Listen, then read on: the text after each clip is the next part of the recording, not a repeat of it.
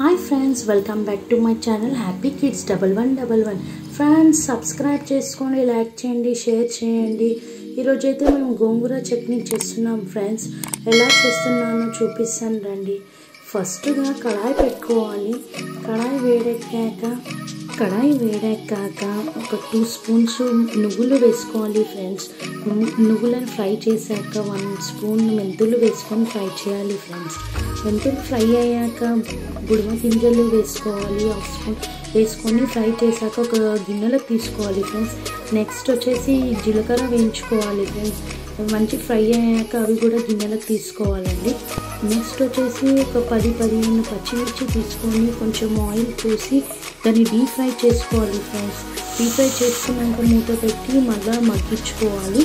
మళ్ళీ తీసి చూసినాక మళ్ళీ టమాటా వేసుకొని దాన్ని ఫ్రై చేసి తగినంత కొంచెం పసుపు వేసుకొని ఫ్రై చేయాలి ఫ్రెండ్స్. ఫ్రై అయ్యాక తీసేసుకోవాలి. నెక్స్ట్ వచ్చేసి అదే కడాయిలో గోంగూర వేసుకొని మనం ఫ్రై చేసుకోవాలి ఫ్రెండ్స్. మంచి ఫ్రై అయ్యాక కొద్దిగా పసుపు వేసుకొని దానికి మూత పెట్టేసుకోవాలి. మంచిగా మగ్గాలి ఫ్రెండ్స్.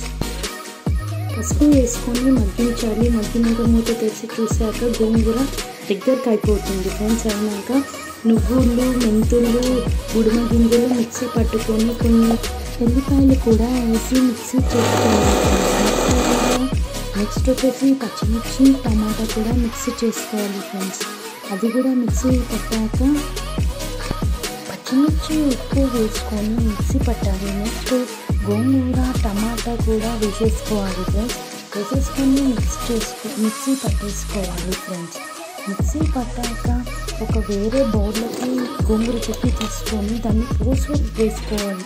కడాయి తీసుకొని ఆయిల్ పోసుకొని ఒక 3 టేబుల్ స్పూన్ ఆయిల్ పోసుకొని నువ్వులు, జీలకర్ర, ఎండుమిర్చి, కరివేపాకు వేసుకొని బాగా డీప్ ఫ్రై చేయాలి ఫ్రెండ్స్.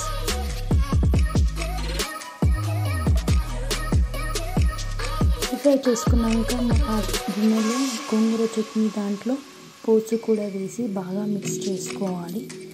గోంగూర పచ్చడి రెడీ అయిపోయింది ఫ్రెండ్స్. చూడండి ఎలా ఉందో. నేను టేస్ట్ చేసి మీకు చెప్తాను. బాగుంది ఫ్రెండ్స్.